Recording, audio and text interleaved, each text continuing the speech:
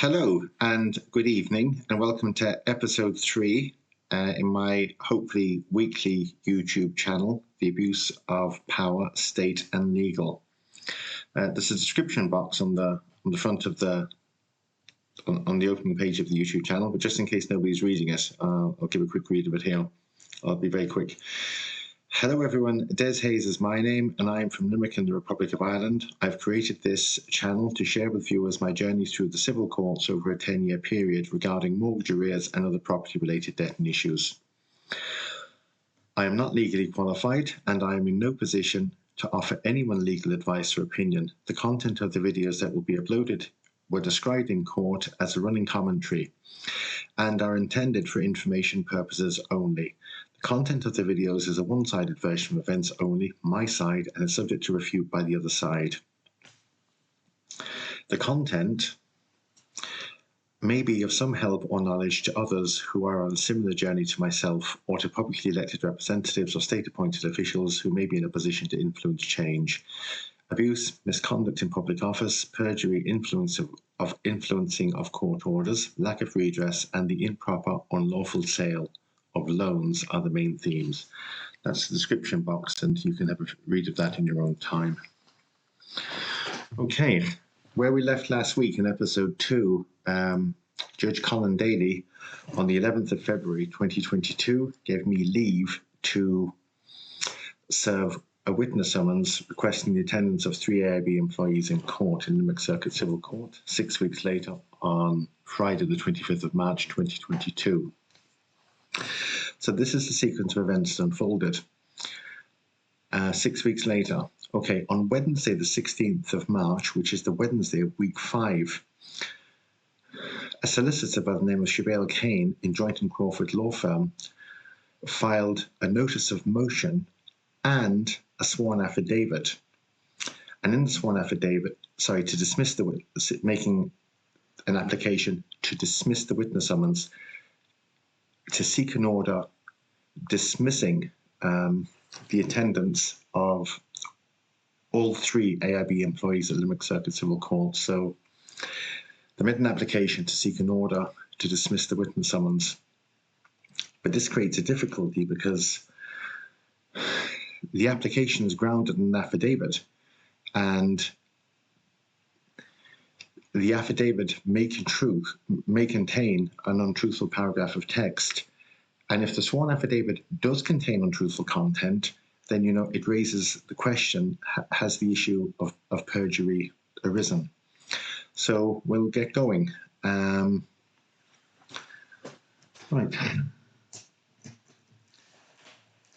Joint and Crawford law firm and/or Anita Finucane, barrister at law, representing the plaintiff's AIB Mortgage Bank, or someone under instruction, covertly went behind Judge Colin Daly's back, and they removed these proceedings from his hearing list that Judge Colin Daly personally fixed for hearing with 3 witnesses in attendance.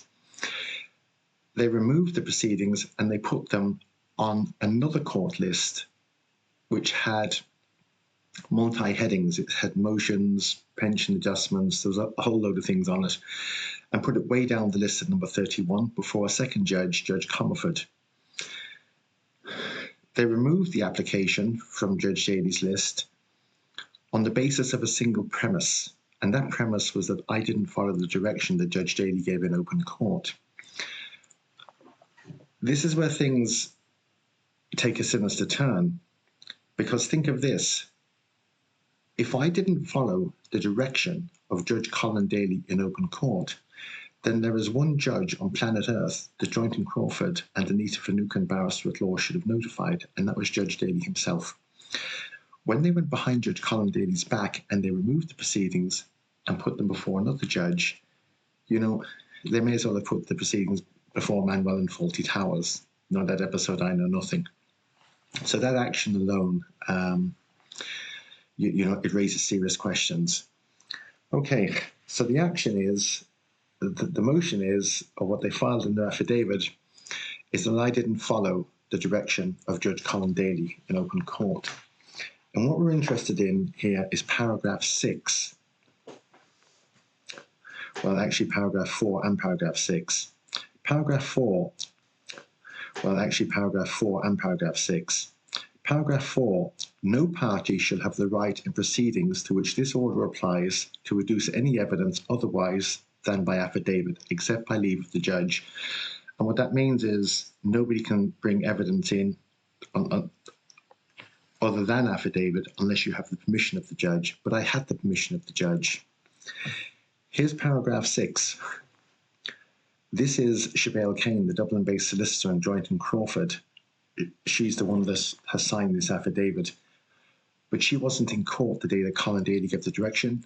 She's relying on the instruction that's been given to her by the barrister, Anita Finucane, barrister at law. This is paragraph 6.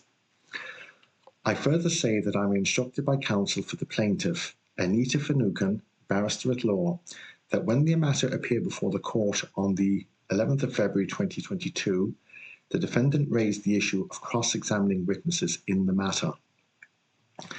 Now, this is the untruthful sentence. Please listen very carefully, everybody. I say that I am instructed and informed that Judge Daly adjourned the matter peremptory to the 25th of March 22 and advised that the defendant will be required to bring a motion to cross-examine the proposed witnesses on that date. I say that no such motion has been filed, and instead the witness summonses were delivered to the offices of Joint and Crawford LLP. That's completely false. Judge Colin Daly did not order me to file a motion. Judge Colin Daly dealt with the application for witnesses. He dealt with it on the 11th of February. Now here's what was said, just a cross-reference of the 11th of February, because Anita Finucane, she seems to be mistaken. Anita Finucane seems to have forgotten the following. She seems to have forgotten that Judge Colin Daly asked me how long would the hearing take, and I said to Colin Daly, it will take half a day. Judge Daly then said to me, why would it be taking half a day? I said, because we're calling 3 witnesses. Anita Finucane snapped, first I've heard of it, and made no objection to me advising Judge Colin Daly I'd be calling witnesses. She's then forgetting that Judge Colin Daly turned to the clerk and said, when's the next time in the diary that we've got half a day available to hear this matter? She tends to forget the answer of the clerk, that the clerk said it'll be 6 weeks' time on Friday the 25th of March at 10 a.m. Anita then forgets that Judge Colin Daly said to me, is 6 weeks enough time to issue the witness summonses? She then has to forget that I responded to Judge Colin Daly that we discussed court rules. Court rules said that witnesses must be given reasonable time to prepare. I said if Judge Daly was satisfied that 6 weeks was good, I said we're good to go. Judge Daly turned to the clerk and said, fix that hearing, first item of business, 10 a.m, Friday the 25th of March. I then said to Judge Daly, there was confusion because the matter was listed for hearing this morning. Just to clarify, I said, are we going ahead on Friday, 25th of March, 10 a.m, first item of business with 3 AIB witnesses in attendance, is that correct? And Judge Daly responded, yes, issue those summonses straight away. I said, I can't do it today. It's Friday. I have to download the paperwork. I have to get it signed, go down to the court office, the slots. I said, it'll be Monday when I get it done. And Judge Daly said, Anita Finucane has now invented an untruthful story, a cock and bull story that has no resemblance to what was said in court. And also, what Anita and Joint and Crawford have done is they have removed the proceedings from Judge Colin Daly's list. Motion dismiss. Okay. So where does this leave us? Okay, I made the decision to go down to court and to go into court and to tell Judge Colin Daly and also to tell Judge Comerford what had happened, because that was the list next door that they'd put it on Judge Comerford's list. I went straight down to the courthouse to tell both judges what had happened, that the proceedings had been removed from Judge Colin Daly's list. I was stopped going into the courthouse. All courts were cancelled that day and we were all told to go home. So I went home and I emailed the court office. Now this email may have significance later, so it's quite important. I said, I've just attended the Circuit Court at Merchants Quay and was informed that the court is closed today, March 25th, 2022. Can you confirm this is correct, please, for my records? I received this was at 10:44 a.m., 44 minutes by the time I got home and parked my car. And it responded, Dear Des, that is correct. There was a letter issued to you addressed to inform you that due to the availability of a judge, that the court today was cancelled and will be rescheduled to a later date. Now, this is a really important sentence next. We need to keep an eye on later. It then said, the office will contact you when the new date has been assigned. Kind regards, Mr. the office manager. Right, so we now left the court and court has been cancelled. Okay, now, this raises serious issues because if Anita Finucane, barrister at law, self-employed, has given an untruthful version of events to a Dublin-based solicitor, Siobhan Kane, and that Dublin-based solicitor has filed an untruthful affidavit where she's relied on the actions and deeds of others that she believed were true, it raises the question,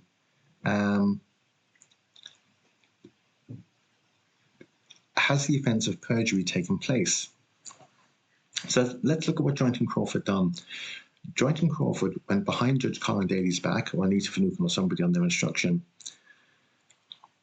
and they removed the proceedings on the premise that I didn't follow Judge Daly's direction.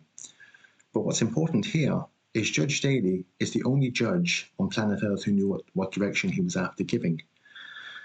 And they've made this application on the basis that I didn't follow Judge Daly's direction.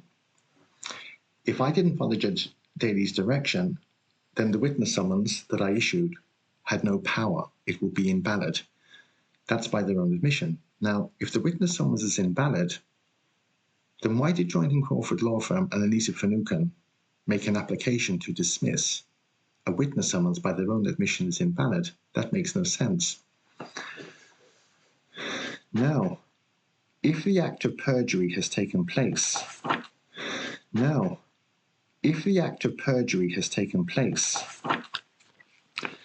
this is what comes into effect. Get a picture of that there. It's the Criminal Justice Perjury and Related Offences Act 2021, an act to provide offences relating to perjury, subornation of perjury, and the making of certain false statements. Perjury. A person commits an offence in this act, referred to as perjury, if he or she gives a statement material in the proceeding on affidavit, which is what's happened here, that is false and he or she knows it to be false. That's Section 2 of the Criminal Justice Act. Section 3, a person commits an offence in this act if he or she procures, persuades, induces, or otherwise causes another person to commit perjury. So, if Joint and Crawford Law Firm, I'm asking the question, I'm not saying they did, if they've pressured a self-employed barrister to give an untruthful account of the direction the judge gave in open court to purposefully scupper a witness summons, you know, they may have triggered a breach of subornation of perjury. But then this would have to be evidence to court standard. This is only my reading of the facts. That's the next one. And there's serious consequences to this. They're in Section 12 of the Act. There's fines and custodial sentences. So if that's proven, and it's a big if, Anita Finucane and Joint and Crawford Law Firm, or someone under their instruction, have taken on the risk of fines and criminal convictions. But then that would have to be evidence to court standard. So that's where we are today. Right, that's the end of the video. We've gone a little bit over time at 14 minutes. If you like the content, please give it a like, consider subscribing. And if you subscribe, it'll notify you of alerts when the next video comes along. And this then the subject of these proceedings at the beginning I should have mentioned is 11876 -020. And we'll see you all next week. Thank you very much.